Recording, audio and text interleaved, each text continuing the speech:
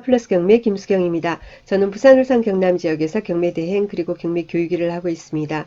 오늘은 구독자분 문의에 대해서 이렇게 같이 한번 머리를 맞대보려고 합니다. 이분은 지금 입찰 들어갈 물건에 대한 권리 분석 이런 게 아니고 이미 낙찰을 받았습니다. 낙찰을 받았는데 명도를 어떤 식으로 해야 하느냐라는 질문이 들어와 있습니다. 사건 번호는 수원지방법원 2019 타경의 512071입니다. 임차권 등기가 되어 있는 물건을 낙찰받았습니다. 대항력 있는 선순위 임차인은 임차권 등기 후에 그러니까 2019년 2월에 이미 1년이 지났습니다. 이사를 했고 집은 공실 상태인 듯 합니다. 한데 이사하면서 소유주에게 아파트 현관 키와 도어락 비번을 넘겨주고 왔다고 합니다. 관리비는 그 후 약 200만원 정도 밀려있는 상태고요. 잔금 납부하면 임차인은 저희가 명도 확인서를 주지 않아도 임차권 등기로 해서 자동 배당을 받을 수 있나요? 두 번째 질문은 관리실에도 물어보니까 공실이라고 하는데 저희가 잔금 납부 후에 임의로 문을 따고 들어가도 되는지요? 세 번째, 아니면 소유주 대상으로 별도 명도 절차를 다시 밟아야 하는 것인지요? 네 번째, 밀린 관리비 약 200만 원은 누가 내야 하는 겁니까? 임차인은 연락 가능하고 소유주는 연락 두절 상태입니다. 라고 하셨습니다. 답변 드리기 전에요. 우선 어떤 물건인지 우리 구경이나 한번 해보죠. 1월 9일날 낙찰을 받았군요. 1월 9일날 낙찰을 받았고 사건 번호 2019 타경의 512071 경기도 용인 수지 죽전동에 있는 새턴마을 우미 이노스빌이라는 아파트입니다. 감정가 3억 3,800이고요. 두 번 유찰돼서 최저가가 감정가 대비 49% 반값 이하입니다. 1억 6,562만원일 때 낙찰을 받았습니다. 그런데 두 명이 입찰했습니다. 두 명이 입찰했는데 우리 구독자분은 3억 1255만원 그래서 감정가 대비 92.47%를 썼고 2등 금액이 1억 6,600입니다. 여기 이 화면을 보시면서 간혹 문의가 들어오는데요. 제가 보는 이 옥션 사이트 같은 경우에 2등 금액 법원 가시면은 개찰할 때 불러주잖아요. 2등 금액을 차순위 금액 이렇게 기재를 하는 겁니다. 차순위 신고를 했다라는 의미는 아니에요. 만약에 차순위 신고를 했으면 옆에다가 빨간 걸로 차순위 매수 신고 이런 식으로 별도 기재가 되고 있습니다. 차순위 금액 그러니까 2등 금액이란 뜻이지 차순위 신고를 했다는 아니다. 라고 봐주셨으면 좋겠습니다. 또 질문 들어올까봐. 예, 거기 뭐 어떻게 그렇게 된 거예요? 차순위 신고할 금액이 못 되잖아요? 이러면서 또 들어올까봐. 어제도 그랬거든요.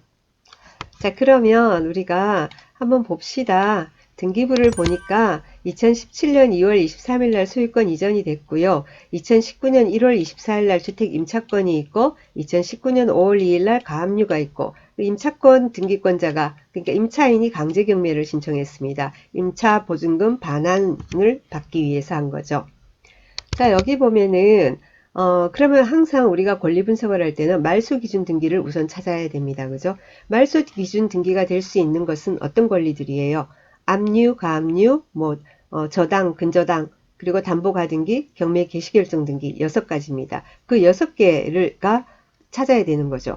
여기 보니까 임차권은 말소기준 등기가 될 수 없습니다. 임차권은 말소기준 등기가 될 수 없습니다. 제가 아까 말씀드린 6개 안에 안 들어가잖아요. 저당, 근저당, 압류, 가압류, 담보가등기, 경매 개시결정 등기. 자, 그런데 그 밑에 보니까 가압류가 있습니다. 그래서 여기서는 이 가압류가 말소기준 등기가 되는 겁니다.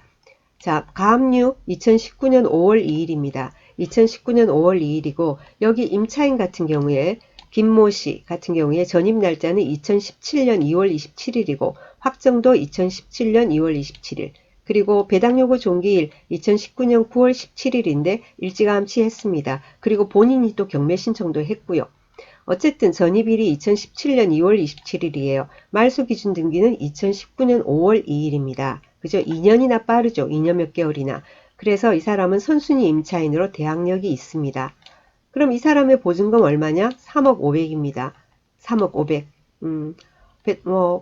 법원으로부터 다 받으면 좋겠는데 만약에 법원으로부터 배당이 다 안 되면 모자라는 금액은 낙찰자가 인수해야 하는 겁니다. 그죠?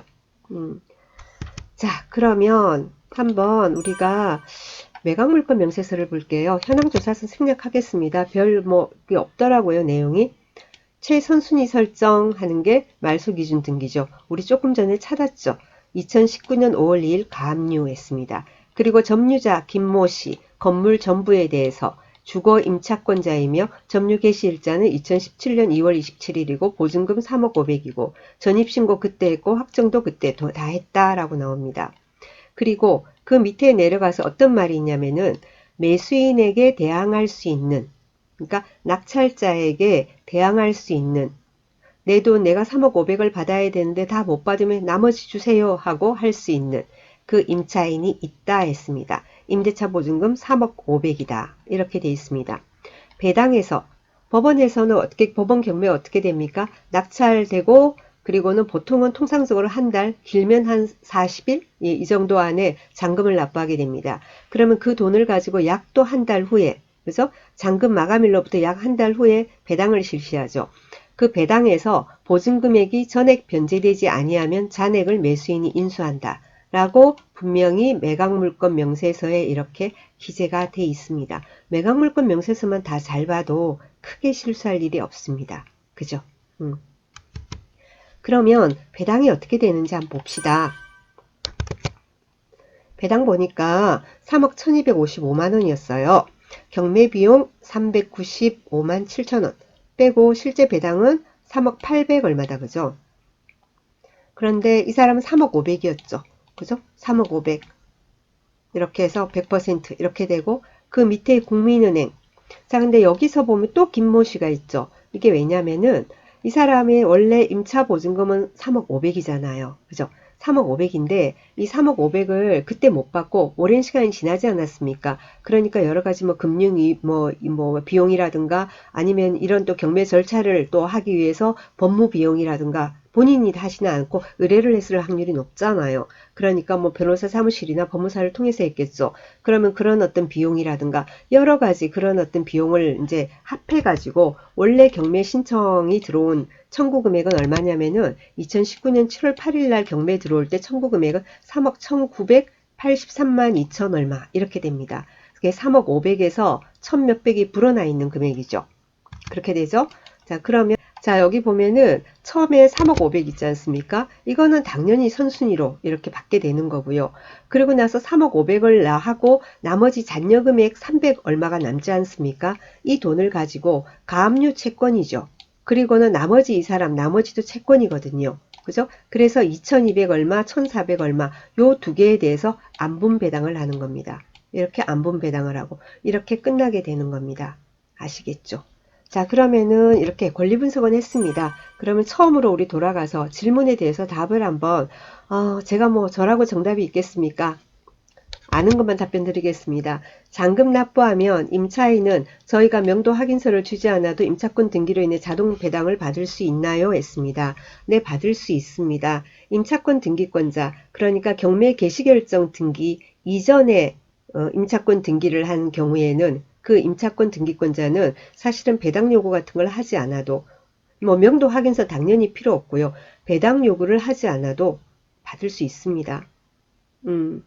우리가 임차인들이 법원으로서 배당을 받기 위해서는 매수인의 명도 확인서와 인감증명서를 필요로 하지 않습니까? 그런데 객관적으로 이 사람이 여기서 이사를 나갔다라는 것을 증빙을 할 수 있으면 굳이 명도 확인서가 없어도 배당을 받을 수 있습니다. 자, 그리고 임차권 등기 자체가 뭡니까? 이사를 가야 하는데 돈을 못 받은 그런 상황에서 해놓고 이사를 가지 않습니까? 그죠? 그렇기 때문에 그렇습니다. 그래서 잔금 납부하면 임차인은 뭐 저희가 명도 확인서를 주지 않아도 임차권 등기로 인해서 자동 배당을 받을 수 있습니까? 예, 자동 배당을 받을 수 있습니다. 두 번째, 방문해보고 관리실에도 물어보니까 공실이라고 하는데 저희가 잔금 납부 후에 소유권 이전 후에 문을 따고 들어가도 되는지요? 여기에 대해서는 제가 이래라 저래라 말씀을 못 드리겠습니다. 아이고 이거 오픈된 방송인데요. 원칙을 말씀드리겠습니다. 원칙을 말씀드리겠습니다. 경매에서 명도라는 것은 우리가 이제 그 부동산을 이제 그좀 인도받는 거 그거는 결국은 두 가지 중에 하나여야 됩니다. 하나는 그 전 점유자, 그 전에 점유자, 소유자가 됐건 임차인이 됐건 그 점유자로부터 평온하게 폭력적이지 않게 우리가 인도받는 거. 그게 아니면은 강제 집행을 신청을 해서 집행관하고 같이 나가서 짐이 있으면 드러내고 인도받고 짐이 없으면은 문을 따봤는데 집행관하고 같이 들어가는데 공실이다. 그러면은 그 자리에서 인도 선언을 해줍니다. 인도합니다 라고 말을 해줘요. 예, 그렇게 받는 거, 그 두 가지가 원칙입니다. 네, 평온하게 넘겨받는 거. 하나는 뭐요? 법적으로 넘겨받는 거. 우리 임의대로 관리사무소에서 공실이다. 그렇게 말을 한다고 해요. 그런데 관리사무소에서 뭘 할까요?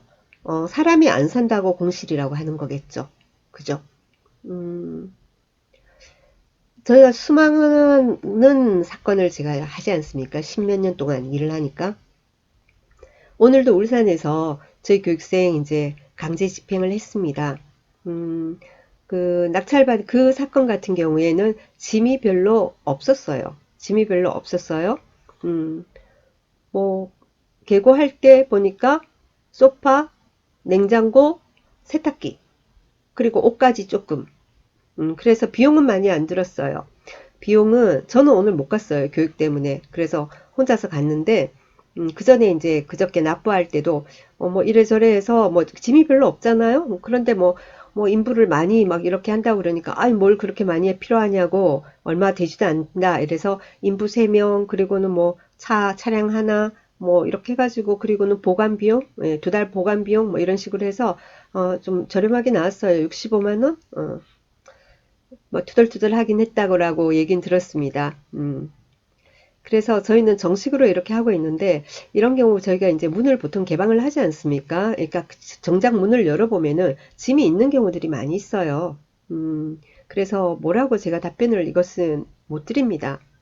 음, 제 마음 같으면요. 제 마음 같으면 관리사무소에서도 공실이라고 하니까 잔금 납부 후에 열쇠 기사 잘 하시는 분 문을 이렇게 훼손하는 거 말고 정말로 이렇게 만약에 문을 열었는데 안에 짐이 있으면 살짝 닫고 나올 수 있도록 정말 기술적으로 잘 여는 사람을 섭외를 해서 열쇠 기사분들 다 잘 여는 게 아니거든요. 섭외해서 문을 살짝 열어보고 예, 짐이 없으면 다행인데 짐이 있다 이러면은 도로 살짝 닫아야 되겠죠.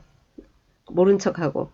음, 그러고는 명도 절차를 밟아야 됩니다. 그럼 누구 상대로 하느냐 이러면은 이 임차인이야 나갔기 때문에 소유자 상대로 해야 되겠죠.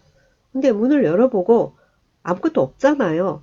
아무것도 없으면은 접수하는 것도 가능하겠죠. 근데 괜히 아무것도 없다고 해서 내 마음대로 했다고 또 나중에 대해서 하는 그런 걱정이 들면은 그럴 때는 정식으로 절차를 밟으세요. 소유자 대상으로. 서류 안 받을 거 아닙니까? 그럼 뭐 특별 송달이나 공시 송달을 해서라도 송달시켜서 강제 집행 신청을 합니다. 그럼 집행관하고 같이 나와서 문을 열어요. 짐이 하나도 없을 거 아니에요. 그러면은 그 자리에서 인도를 해줍니다. 거기까지는 비용 얼마 안 들잖아요. 몇십만 원 안 들지 않습니까? 그죠? 그리고 또 하나 방법은요. 임차인이 그 소유주한테 여기 보면은 이사하면서 소유주한테 아파트 현관 키하고 도어락 비번을 넘겨주고 왔다고 했습니다. 그러면은 임차인하고는 연락이 가능하다라고 또 여기 돼 있어요. 그럼 임차인에게 그 비번을 일단은 알려달라고 해보세요. 그래서 그 비번대로 한번 문을 열어보고 소유주가 여러 가지 상황이 되면 그 비번 넘겨갔다고 해가지고 자기가 가서 그걸 뭐 비번 바꾸고 할 그런 어떤 그 정신적인 그 여유는 없었을 수 있어요. 경제적으로 너무 쪼달리고 하다 보면은 아 그건 어차피 넘어가는 거고 이런 식으로 포기하고 그냥 그대로 뒀을 수도 있거든요. 그러면 비번을 임차인으로부터 받아서 눌러봤는데 문도 열리고 뭐 공실이면은 뭐 접수해도 되지 않겠습니까? 그 비번 넘겨받아서 그 문 열 때도 입회인 뭐 지인이나 이왕이면 관리사무소 소장 아저씨 좀 오시라고 해가지고 옆에 세워놓고 같이 문 열어보고 촬영하고요. 사진 다 찍어놓고 예, 그렇게 이왕이면 문 여는 순간부터 동영상으로 찍어놓는 게 좋습니다. 그렇게 해서 아무것도 없으면 그냥 접수를 해도 되지 않을까라는 생각이 듭니다만은 해도 됩니다라는 확답은 제가 못 드립니다.